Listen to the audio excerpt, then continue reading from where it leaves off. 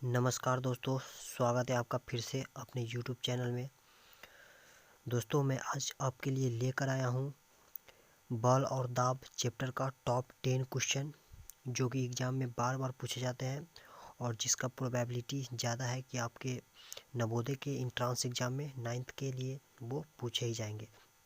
तो वीडियो को एकदम मन लगा कर देखना है और साथ ही साथ कॉपी और पेन लेके बैठना है, ताकि जो भी क्वेश्चन आपको इम्पोर्टेंट लगे उस क्वेश्चन को अपने कॉपी में नोट करना है और उसको याद कर लेना है, ताकि आपका एक भी क्वेश्चन अपने एग्ज़ाम में ना छूट पाए। तो चलिए दोस्तों, करते हैं वीडियो को स्टार्ट। तो सबसे पहले आपका जो ऑब्जेक्टिव क्वेश्चन है, उसमें आपका जो पहला क्वेश्चन है, मोस्ट इम्पोर्टेंट क्वेश्चन, बल का मात्रक इनमें से कौन है। तो बल का मात्रक, अगर आप मेरे पिछले वीडियो नहीं देखे हैं तो आप कृपया करके पिछले वीडियो देख लीजिए, जिससे आपको बहुत हेल्प मिलेगी इस क्वेश्चन को सॉल्व करने में। तो चलिए देखते हैं इसका आंसर क्या होगा। तो आपको मालूम है कि बल का एसआई मात्रक क्या होता है। तो बल का एसआई मात्रक हमारा, देखिए यहाँ पे ऑप्शन दिया हुआ है, ए में न्यूटन, बी में पास्कल, सी में न्यूटन प्रति मीटर स्क्वायर, डी में न्यूटन प्रति मीटर। तो इसमें आंसर क्या हो जाएगा, तो इसमें आंसर हमारा हो जाएगा option A. Option A is correct, क्योंकि जो बल का मात्रक होता है वो न्यूटन होता है, और ये पास्कल है, ये पास्कल हमारा दाब का मात्रक होता है, और ये हमारा न्यूटन मीटर स्क्वायर, इसी को बोलते हैं, पास्कल को ही बोलते हैं न्यूटन प्रति मीटर स्क्वायर। और जो न्यूटन प्रति मीटर होता है ये कोई और चीज़ का एग्जाम मात्रक होता है। तो हमारा बल का मात्रक न्यूटन हो गया। चलिए नेक्स्ट क्वेश्चन बढ़ते हैं। तो नेक्स्ट क्वेश्चन हमारा क्या है, वस्तुओं के संपर्क में आने से उत्पन्न बल।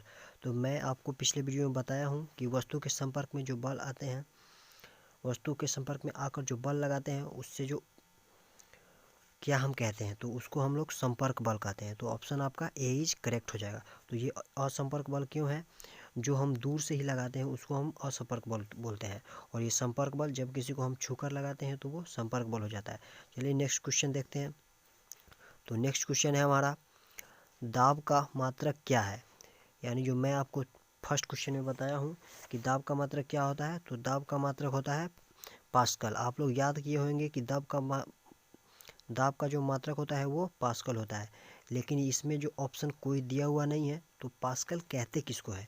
तो पास्कल आपको मालूम होना चाहिए कि पास्कल हम न्यूटन प्रति मीटर स्क्वायर को ही पास्कल कहते हैं। तो इसमें चलिए देखते हैं, न्यूटन प्रति मीटर स्क्वायर कोई आंसर दिया हुआ है, तो 3 का हमारा ऑप्शन डी करेक्ट हो जाएगा। नेक्स्ट क्वेश्चन की तरफ बढ़ते हैं। तो नेक्स्ट क्वेश्चन है हमारा, देखिए यहाँ पे, पृथ्वी के सतह से ऊपर जाने पर वायुमंडलीय दाब में क्या चेंज होता है। मतलब जब जब हम पृथ्वी से जितना हाइट हमारा बढ़ेगा, तो उस पर हमारे शरीर के ऊपर वायुमंडलीय दाब, या कोई भी वस्तु जो पृथ्वी से ऊपर जा रहा है तो उस पर वायुमंडलीय दाब का प्रभाव क्या पड़ेगा। तो जनरली आपको मालूम होना चाहिए कि वायुमंडलीय दाब जैसे ही ऊंचाई बढ़ती है वैसे ही घटने लगती है, जिसके कारण हमारा जो खाना है वो पहाड़ पर जल्दी नहीं बन पाता है और बहुत लेट से बन पाता है, क्योंकि जो वहाँ को जो पानी का उबाल होता है वहाँ पर जो द्रव्यनांक होता है वो घट जाता है। तो चलिए नेक्स्ट क्वेश्चन की तरफ बढ़ते हैं। तो नेक्स्ट क्वेश्चन है हमारा पाँचवा, ये मोस्ट इम्पोर्टेंट है, वायुमंडलीय दाब का एसआई मात्रक क्या है। तो वायुमंडलीय दाब कहते किसको है। तो वायुमंडलीय दाब आपको मालूम होना चाहिए कि समुद्र तल पर, यानी समुद्र तल पर जो वायु का दाब होता है उसको हम लोग वायुमंडलीय दाब बोलते हैं। तो वायुमंडलीय दाब को मात्रक क्या हो गया, तो ये भी एक प्रकार का दाब ही है। तो दाब का मात्रक हमारा क्या होता है, न्यूटन प्रति मीटर स्क्वायर। न्यूटन प्रति मीटर स्क्वायर, इसको हम लोग क्या बोलते हैं, पास्कल। और पास्कल यहाँ पे नहीं दिया हुआ है, तो हमारा न्यूटन प्रति मीटर स्क्वायर को हम चूज करेंगे। तो इसमें हमारा ऑप्शन ए हमारा दिख रहा है, न्यूटन प्रति मीटर स्क्वायर। तो 5 का ऑप्शन ए करेक्ट हो जाएगा।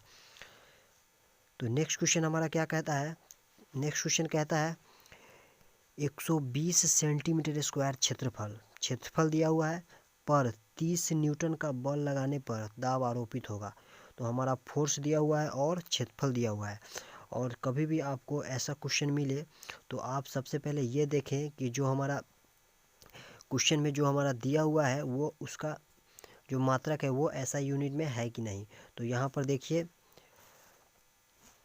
यहाँ पर आपका 120 सेंटीमीटर स्क्वायर है। तो आप इसको मीटर स्क्वायर में कैसे चेंज कीजिएगा, तो सेंटीमीटर आप जानते होइएगा कि 100 सेंटीमीटर बराबर कितना होता है 1 मीटर। तो यहाँ पर देखिए, यहाँ पे स्क्वायर है तो यहाँ पे स्क्वायर है, और हम लोग 1 सेंटीमीटर को चेंज करते हैं मीटर पे, तो 1/1000 यानी 100 मीटर हो जाएगा, सॉरी 1/100 मीटर हो जाएगा। तो यहाँ हम लोग 120 एरिया बराबर हमारा कितना हो जाएगा 120/10 के पावर यानी 4 को 0 मतलब 4 मीटर स्क्वायर हो जाएगा। तो यहाँ पे ऐसे ही हो जाएगा, 1 0 से 1 0 कट जाएगा, और ये हमारा 12 गुने 10 के पावर -3 हो जाएगा। ये आप अपने से कर सकते हैं। तो एरिया हमारा निकल गया, और न्यूटन दिया हुआ है। तो हमारा निकालना क्या है, निकालना हमारा दाब है। हमको निकालना दाब है। तो दाब बराबर क्या होता है फार्मूला, P बराबर फोर्स इंटू फोर्स बटा एरिया, और फोर्स हमारा दिया हुआ है 30, और हमारा एरिया निकला था 12 गुने 10⁻³ तो इस तरह से यहाँ से देखिए आप अपना सॉल्व कर लीजिएगा। 12 इकाई 12, 12 दूनी 24 होता है, और 6 12 पंचे 60, 2.5 इंटू 10⁻³ नीचा है, अगर ऊपर इसको ले जाएंगे तो ये हमारा 10⁻³ है, और ऊपर ले जाएंगे तो ये 10⁻+3 हो जाएगा। तो इस तरह से हमारा आंसर क्या निकलता है 2.5 गुने 10⁻³ न्यूटन प्रति मीटर स्क्वायर। तो ये हमारा आंसर हो गया। इस तरह से आप क्वेश्चन को सॉल्व कर सकते हैं। नेक्स्ट क्वेश्चन हमारा क्या कहता है, नेक्स्ट क्वेश्चन कहता है बल का सीजीएस मात्रक क्या है। तो बल का सीजीएस मात्रक होता है हमारा क्या, डाइन होता है, और इसका एसआई मात्रक क्या होता है न्यूटन, और ये पास्कल किसका मात्रक है, पास्कल दाब का मात्रक है, और यही वायुमंडलीय दाब का भी मात्रक है। और न्यूटन प्रति मीटर स्क्वायर जो है वो उसको हम पास्कल बोलते हैं, यानी ये भी है जो हमारा दाब का मात्रक है, और इसी को वायुमंडलीय दाब का मात्रक भी बोला जाता है। और एक मोस्ट इम्पोर्टेंट थिंग्स ये है कि इसमें कि जो बल का एसआई मात्रक होता है न्यूटन, और बल का सीजीएस मात्रक होता है डाइन, उसमें क्या रिलेशन है, तो 1 न्यूटन बराबर 10⁵ डाइन होता है। तो ये हमारा रिलेशन होता है।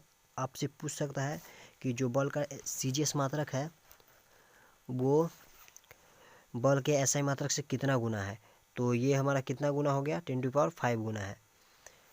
बल का जो सीजीएस मात्रक है वो बल के एसआई मात्रक से 10⁵ गुना है। और आपसे पूछ सकता है कि 1 न्यूटन बाई 1 डाइन बराबर क्या होगा, तो ये भी 10⁵ ही होगा। इस तरह से आपको घुमा सकता है, और पूछ सकता है 1 डाइन, ऐसे ही पूछ सकता है आपको 1 डाइन बटा 1 न्यूटन कितना होगा। तो 1 डाइन बटा 1 न्यूटन हम लोग जानते हैं कि 1 न्यूटन बराबर 10⁵ डाइन होता है। तो इसको हम लोग यहाँ पे 1 डाइन बटा 10⁵ डाइन रखेंगे, और डाइन से डाइन कट जाएगा, और यहाँ पे 1/10⁵ हो जाएगा, 1/10⁵ हो जाएगा, और 10⁵ नीचा है तो इसको हम ऊपर ले जाएंगे तो 10⁻⁻5 हो जाएगा। इस तरह से आप क्वेश्चन को सॉल्व कर सकते हैं। वैसे आप अपने कर लीजिएगा यहाँ अपने कॉपी पे, मैं आपको थोड़ा ट्रिक्स दे दिया हूँ कि कैसे करना है, वो आप खुद से भी कर सकते हैं। चलिए अगला क्वेश्चन है। मेरा पर्पस है कि आपको बहुत कम से कम क्वेश्चन कराया जाए, और उसमें आपको बहुत ऐसा चीज़ बता दिया जाए जो कि आपको क्वेश्चन को सॉल्व करने में बहुत मदद मिले। तो इसीलिए मैं बोलता हूँ कि आप कॉपी और कलम लेके बैठिए, और ताकि आपको लिखने में बहुत ही आसानी हो, और कोई प्रॉब्लम नहीं हो आगे जो इंट्रांस एग्ज़ाम हो उसमें आपको कोई प्रॉब्लम ना हो। चलिए नेक्स्ट क्वेश्चन हमारा क्या कहता है। नेक्स्ट क्वेश्चन है समान क्षेत्रफल के पृष्ठों पर F तथा 4F बल आरोपित किए जाते हैं, तो उन पर लगे दाबों का अनुपात क्या होगा। तो दाब बराबर क्या होता है आप जानते होइएगा, दाब बराबर होता है फोर्स अपॉन एरिया। तो यहाँ पर देखिए दाब P बराबर होता है फोर्स अपॉन एरिया, और फिर एक का बॉल दिया हुआ है F और दूसरे का 4F। तो यहाँ पे देखिए और पूछ रहा है उसके दाबों का अनुपात। तो दाबों का मान लेते हैं कि फर्स्ट का दाब का अनुपात P1 है और दूसरे का P2 है। तो ये इस अपन फोर्स अपॉन एरिया, तो फोर्स अपॉन एरिया से एरिया कट जाएगा, फोर्स अपॉन एरिया बटा फोर्स अपॉन एरिया। तो एरिया से एरिया कट जाएगा, और ऊपर का जो F है वो F रहेगा, और नीचे का जो है 4F है। तो यहाँ F से F कट जाएगा, तो कितना बचा ऊपर बचा 1, नीचे बटा 4। तो इतना आंसर हो गया 1:4। तो ये हमारा आंसर देखिए मिल रहा है कहीं पे, तो ऑप्शन सी इज करेक्ट। आप इसको बार बार बैक करके देखिएगा तो आपको पूरा समझ में आ जाएगा। इसमें थोड़ा लिखने में टेक्निकल प्रॉब्लम हो रहा है, मतलब मेरे पास अभी उतना सुविधा नहीं है कि मैं आपको अच्छे से लिख के बता सकूं। आप एडजस्ट कर लीजिए। चलिए नेक्स्ट क्वेश्चन की तरफ बढ़ते हैं।